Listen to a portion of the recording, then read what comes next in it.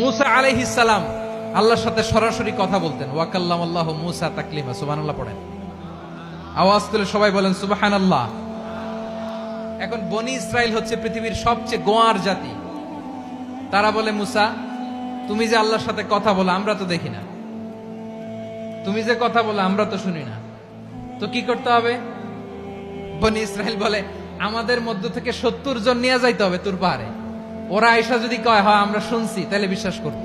কত বড় ডাকাত দেখছেন বনি ইসরাইল। এদের চেয়ে গোয়ার জাতি নাই। এত গোয়ার তুমি করেছো মুসা আলাইহিস সালামের সাথে। তুমি যে আল্লাহর সাথে কথা বলে আমরা তো দেখি, কি করব? 70 জন আমাদের বন্ধু বান্ধব যে যদি দেখে তারা বললে ওকে আস, 70 জন আস। 70 জন নিয়ে গেল।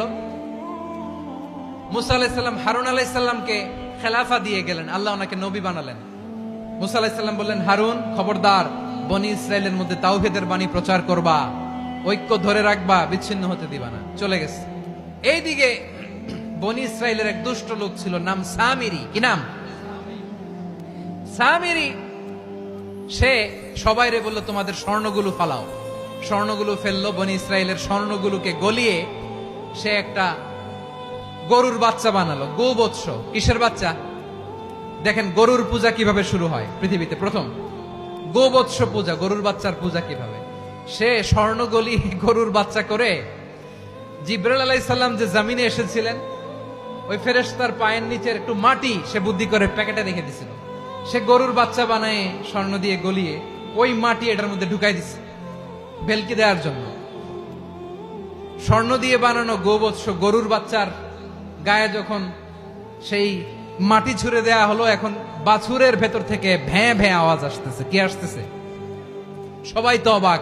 সামিরি বলে, আরে তোমরা যে 70 জন দিয়ে মুসা আলাইহিস সালাম রে পাঠাইছো, ওইদিকে এত ঘুরতেছে, আল্লাহরে খুঁজে পায় না, আল্লাহ তো এটার ভিতরে ঢুকছে। নাউজুবিল্লাহ বলবেন না? তোমরা যে 70 জন দিয়ে পাঠাইলা, 70 জন নিয়ে মুসা আলাইহিস সালাম খালি ঘুরতেছে, আল্লাহরে পায় না। পাবে কেমনে? আল্লাহ তো নাউজুবিল্লাহ এটার ভিতরে। সেজদা দাও। এই সেজদা দিয়ে গেল। আল্লাহর নবী হারুন আলাইহিস সালাম বললেন, খবরদার, এটা সুস্পষ্ট শিরক। আল্লাহ সব গুনাহ মাফ করে, শিরকের গুনাহ মাফ করে না। খবরদার, তোমরা থামো। কে শোনে কার কথা? এই যে যেমন এখন আপনারা আমার কথা শুনতেছেন না? শুনতেছেন?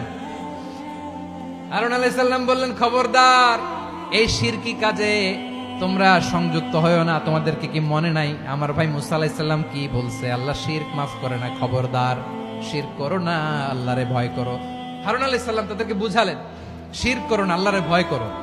শুধু এতটুকুই তিনি বুঝালেন, দাওয়াতি কাজ পালন করলেন, কিন্তু প্রতিরোধ করেন নাই, সশস্ত্র সংগ্রামে লিপ্ত হন নাই, বাধা দেন নাই। কারণ গৃহযুদ্ধ বেঁধে যেতে পারে। উনি ভাবলেন, আমি যদি আমার বাহিনী নিয়ে দাওয়াত দেওয়ার সাথে সাথে প্রতিরোধ করি, আক্রমণ করি, ওরাও আমারে আক্রমণ করবে, ব্লাডশিড হবে, রক্তপাত।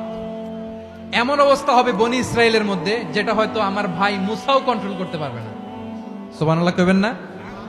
এক একজন নবীকে আল্লাহ তাআলা কি ইন্টেলেক্ট দিয়ে পাঠিয়েছেন। তিনি ভাবলেন, আমি দাওয়াতি কাজটাই করি, এটা যে হারাম এটা থেকে শুধু বারণ করি, কিন্তু প্রতিরোধ না করি। আমি যদি ঐক্য ধরে রাখতে পারি, বাকিটা আমার ভাই সামলে নেবে। সুবহানাল্লাহ। হারুন আলাইহিস সালাম প্রতিরোধ করলেন না। বনি ইসরাইলের মধ্যে গৃহযুদ্ধ বেঁধে যাওয়ার আশঙ্কায় প্রতিরোধ করলেন না, আক্রমণ করলেন না, শুধু দাওয়াত দিলেন। ইন দা মিন টাইম মুসা আলাইহিস সালাম আল্লাহর সাথে কথা বলে যখন ফিরে আসলেন, দেখলেন বনি ইসরাইলের অধিকাংশ লোক মুশরিক হয়ে গেছে। মুশরিক হয়ে গেছে। মুসা আলাইহিস সালাম রেগে গেলেন। রেগে প্রথমে বনি ইসরাইলদেরকে অ্যাটাক না করে ভাইয়ের দাড়ি ধরলেন। হারুন আলাইহিস সালামের দাড়ি আর চুল। মেজাজি নবী ছিলেন। হারুন, তুমি কি করলা? তোমার কি দায়িত্ব দিয়ে গেলাম, তুমি কি করলা? তুমি থাকতে বনি ইসরাইল কেমন করে শিরকের কাজে নিমজ্জিত হয়ে যায়? সাইয়েদনা হারুন আলাইহিস সালাম বললেন, ইন্নী, কোরআন সাক্ষী, কোরআন থেকে কোট করছি, ইন্নী খাশিতু আন তাকুলা ফাররাকতা বাইনা বনি ইসরাঈলা ওয়া লাম তারকুব কওলি। ও আমার ভাই, আমার দাড়ি ধরবেন না, আমার মারবেন না। আমি ভয় করেছি, আমি ভয় পেয়েছি, না জানি আপনি বলেন তুমি কেন খাশিতু আন তাকুলা ফাররাকতা বাইনা বনি ইসরাঈল, আপনি এসে আমারে যদি বলেন তুমি কেন ঐক্য ধরে রাখলে না, কেন মারামারি হলো, কেন রক্তপাত হলো? তোমার কি এই দায়িত্ব আমি দিয়ে দিয়েছিলাম? আমার কথার দিকে কি তুমি ভ্রুক্ষেপ করো নাই? আমি যে বলছি তাওহীদের বাণী প্রচার করবা আর ঐক্য ধরে রাখবা, আমার কথা কি শোনো নাই? আপনি আমারে ধমকাবেন, এই জন্য আমি প্রতিরোধ করি নাই, আক্রমণ করি নাই, গৃহযুদ্ধ আটকানোর জন্য, কিন্তু আমি দাওয়াত দিয়েছি। সুবহানাল্লাহ পড়েন। ঐক্য ধরে রেখেছেন। মুসা আলাইহিস সালাম মুহূর্তেই সামিরীকে আক্রমণ করলেন, অ্যাটাক করলেন, শাস্তি দিলেন। মুহূর্তেই ওই গোবৎস গরুর বাছুরকে ভেঙে চুড়ে মেসাকার করে সাগরের মধ্যে ভাসিয়ে দিলেন। পুরো বনি ইসরায়েলকে আবার তাওহীদের উপর প্রতিষ্ঠিত করলেন। পড়েন সুবহানাল্লাহ। এই ঘটনা থেকে শিক্ষা কি? শিক্ষা হচ্ছে আপনি শিরকের আড্ডাখানা দেখলেও বৃহৎ স্বার্থে তাওহীদের দাওয়াত দিবেন, প্রয়োজনে আপনি ঐক্য নষ্ট করবেন না। সুবহানাল্লাহ পড়বেন না?